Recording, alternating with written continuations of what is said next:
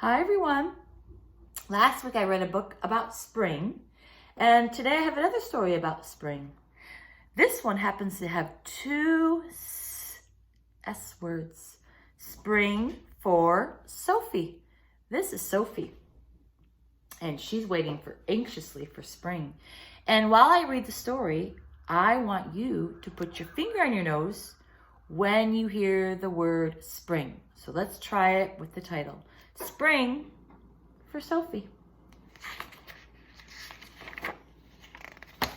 Definitely not spring yet, is it? See all the snow and the trees are bare. Let's see what happens in this story. When will spring be here? Sophie asked her mom.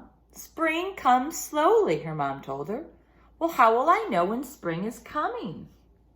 The first way to tell if spring is coming is to listen for it. When you hear the birds start to sing their songs to each other, that's when you'll know spring is coming. That's what spring sounds like. So, Sophie listened. She listened in the mornings when she played with her sister in the snow. She listened in the evenings when she helped her dad collect wood for the fire. At first, she couldn't hear anything except for how quiet the world was when it was covered in snow. But one day, as she walked with her mom to get the mail, she heard her first chirps.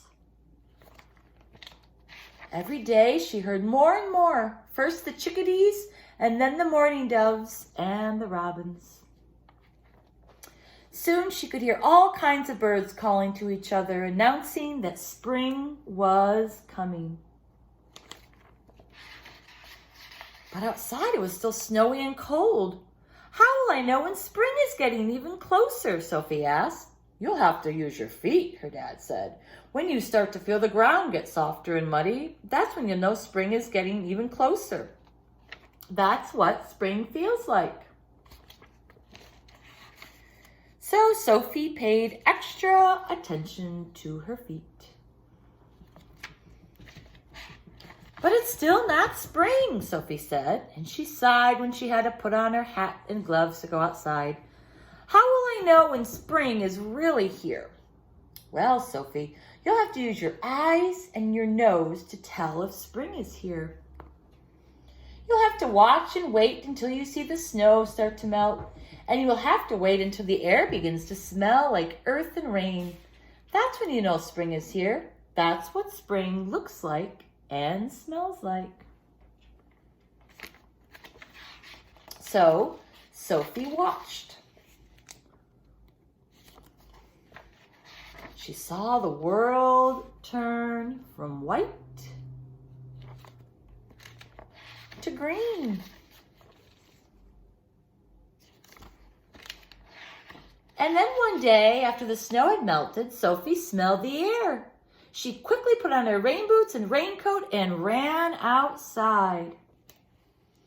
Sophie looked up at the sky as the rain started to fall. Sophie, what are you doing? She heard her dad call. Sophie stuck out her tongue to catch the raindrops. Now I know spring is here, she called, because this is what spring tastes like.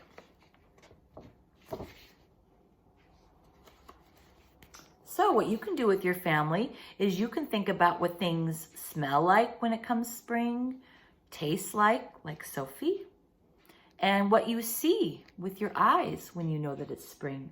Ways with your 5 senses, think about that you know that spring is here, and write it down or draw a picture. All right, happy spring, everyone. I'll see you next time.